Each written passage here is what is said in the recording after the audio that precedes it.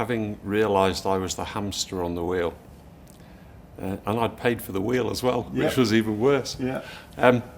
The question was what to do. Yeah. And the honest answer was I didn't know. I knew that I needed to change and make changes, but at that stage I couldn't see the road ahead where it was going. So what I did, whilst I didn't know what I was going to do long term, was first thing is let's make this business smaller and make it actually more manageable so that it's more pleasurable and takes the stress off. Yeah, interesting. So I actually went through a process over the next probably 12 months of just consciously shrinking the business down. It's really interesting. Pretty much everyone who worked for me at that time left. Okay, so that's really interesting. So you started the company with big ambitions and excitement and all the rest of it, and you've grown it and you've built this machine that ended up sucking all of your time and energy in a way that it wasn't fulfilling what you wanted. And then you said, right, okay, we need to pad it back. So it kind of went like that and back down again. Yes, absolutely. Which is really so it interesting. was back to basics. And my daughter was working for me at the time, and I had an outside consultant. Please don't tell me you sacked your daughter. No. We had an outside consultant who was helping advise me through the process. And I sat down with him one day and I said, to be honest, if it ends up with me and Bethan sat in a room on our own, the two of us, that's fine. Yeah. I'm willing to do whatever it takes to make this work and to actually come out of it with something which serves me rather than the other way around. So at that point, did you explore what I would call business model? Did you go back to basics and say, what have we got here?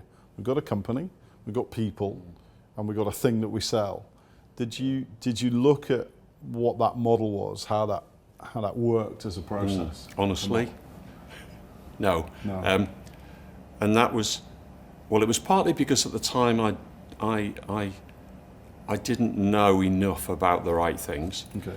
And it was also partly because I was still in it too much to be able to step out of it and look down on it properly and get some perspective. And the key, there's a number of steps in the process that I needed to make, and I hadn't at that stage. I hadn't taken them, so I just knew that I needed to make it more controllable so that I could get on top of it. It wasn't all about money. It wasn't about how much can I earn, because I'd done the thing where, with 12 people in the business, I wasn't making any more money than I'd been making when there was 4 or 5 people in the business. So there was no leverage. Was that a classic case of turnover being vanity, profit being sanity? Yeah. And as you grow, not only your overheads grow, but the complexity grows exponentially as well. And I just hadn't... More people, more problems. Yeah, but not times 2. It's squared or cubed. So you'd like to cube them. Yeah. Sorry, that's a different conversation. Recycling business. So I just wasn't there. I hadn't thought through all that. And I'd done an MBA. I'd done the business school thing, but again, they don't teach you to be a business owner. Isn't that interesting? So you're highly qualified, highly intelligent, yet stuck for all of that training, technical knowledge, still stuck in the reality of what it takes to run a business or grow a business. Yeah. And the next step in that, 2 words, Robert Kiyosaki. But I read Kiyosaki's book, and for me it was a massive light bulb moment, because he talked about this concept of the kind of employed, self-employed business owner and investor. And in my head, like you, I owned a business, but I didn't. I owned a job. And I was like, oh my God, I need to move from this side of the quadrant to the other side to genuinely own a business. And Brad Sugar's definition of a business as a profitable enterprise that works without me was that kind of other component of, okay, I need to change what I'm doing. It was interesting because I'd done the action coach thing, and I'd actually went to see Brad Sugar's years before. Yeah. But the thing which made the switch for me was not so much that I knew how to run theoretically anyway, how to run a business, but it was this idea of what is an asset. That was the key concept for me. Yeah. It's understanding that an asset is something which you own, which generates revenue. Yes.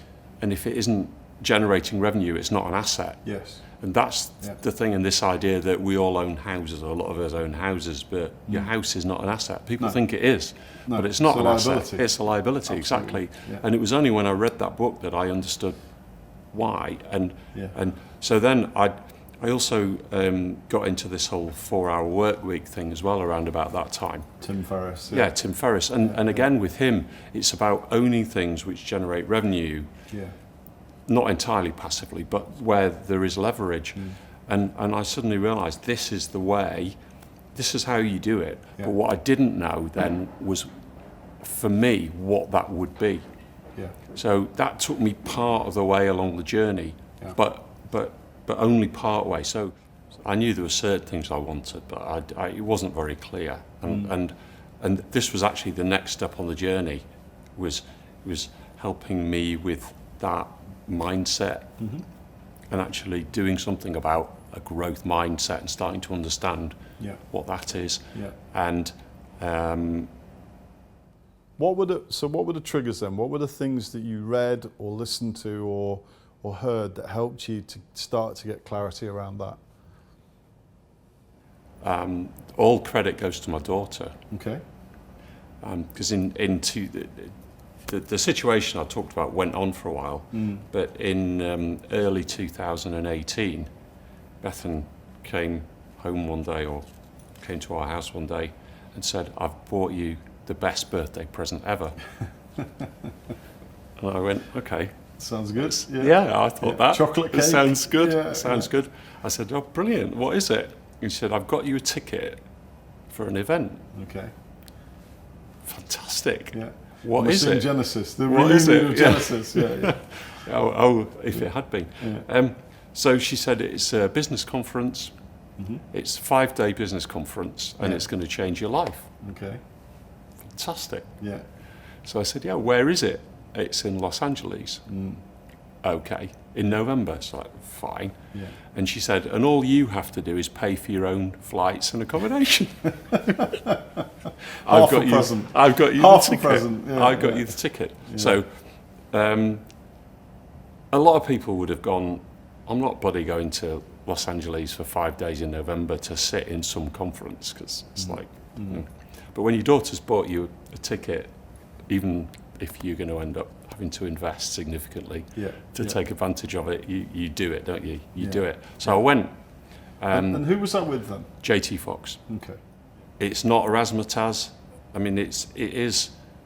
JT's very. He's Canadian. They're quite dull. He's very passionate about what he does. Yeah. But his whole thing is actually, we're not walking on red hot coals here. Yeah. We're actually going to help you be better business people. The whole thing is geared at business and being better at it in whatever way that you want to do it. Yeah.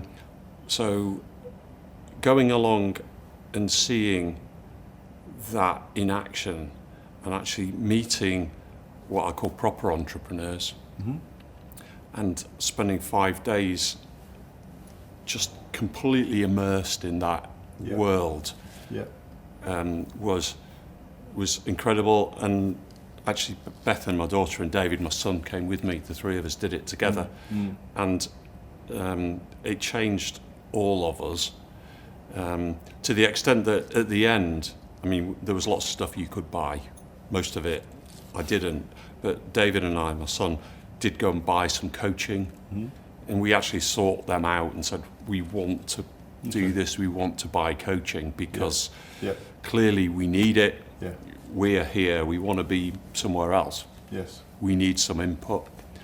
And that, the key shift there is, it's this difference between thinking, what is this going to cost me, which is how a lot of people look at stuff, and what could it make me, which is the growth mindset. What could I get out of it? What's my return on investment? What could I do with it? And that, if I hadn't had that shift, I wouldn't be here now. I needed to be shown a different way of looking at things. Yeah. And then I'd been to see JT again in Manchester in February 2019, which was a different kind of, it was very much a focused business event, 2 days. And again, there was opportunity to buy stuff of his at that. I didn't really do that because I already had the coaching going on. But again, it just reinforced the mindset, the the growth mindset. Yeah, future. And it was only shortly after that you contacted me. You probably didn't even realise you were contacting me, but probably Wendy, because she's really good at that kind of stuff. Well, yeah, absolutely. But you wrote me a letter. Yeah. Or someone wrote a letter in your name and sent it to me. But there was a letter. Yeah. Something landed in your in tray. Yeah.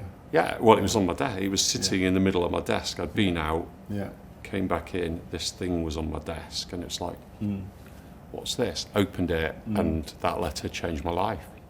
It's crazy when I look back on it, but I just hadn't realised, A, it was a thing, and B, that it was actually a thing which someone like me could do. Yeah.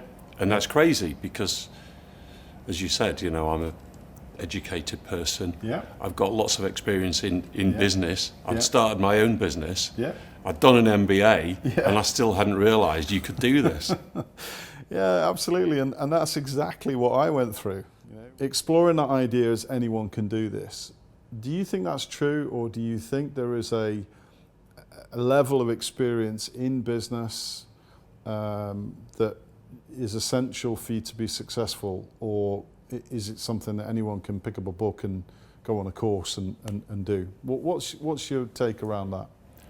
I don't think there's a set amount of experience that you need to have in order to be successful in buying businesses. I do think you can't learn it from a book. And also, there aren't many places out there where you can go to pick up what you need in any sort of granular detail. Yeah. Because there is a lot involved in it, and most of the courses and most of the books that have been written about it, they talk about the high level stuff, but they don't. When you get home and sit at your desk by the phone thinking, right, okay, what do I do now? They don't help you with that. Yeah. So actually, it's the support. It's probably as much as anything about the support, because there's a lot of people from a lot of different backgrounds could do this. It's not about how clever you are. It's not about how well educated you are. You've got to be persistent. You've got to be diligent and all that stuff. But actually, a lot of it is about the support, the network. As you go through it, that's what makes a big difference. If someone doesn't, there's two aspects to it. There's ultimately, are you going to make a success of it, and are you going to be able to run businesses? That's the whole other ball game. The doing a deal thing, if someone doesn't get to that point where they can do a deal, then that's more about persistence. It's more character, and also commitment. Have they burnt the boats? Yeah. If you've always got a plan B, you've always got an existing business, you've always got something else to go back to. Yeah.